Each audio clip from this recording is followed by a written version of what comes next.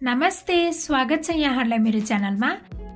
आज म यहाँहरुसँग गोलभेडा र हरियो मटरको अचारको रेसिपी शेयर गर्न गइरहेको छु।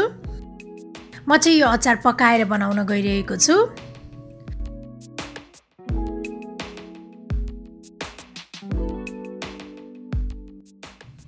पकाएको गोलभेडाको अचार बनाउनको लागि मैले प्यान बसालिसकेको छु।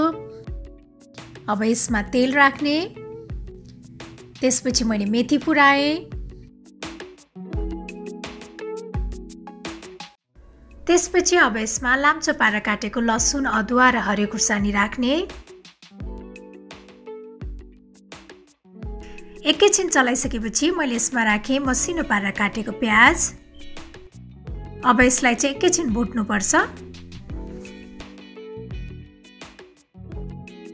अब यसमा मैले राखे बेसार, जिरा धनिया पाउडर, रातो धुलो खुर्सानी, त्यस्तै नुन स्वाद अनुसार। अब यो मसालालाई एकैछिन भुट्नु पर्छ।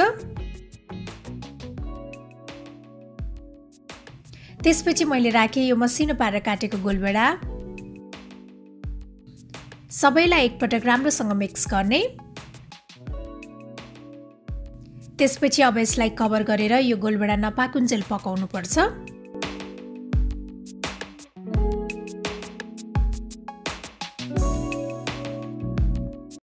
गोलभेडा राम्रोसँग पाकिसकेको छ। त्यसपछि मैले यसमा राखे हरियो मटर।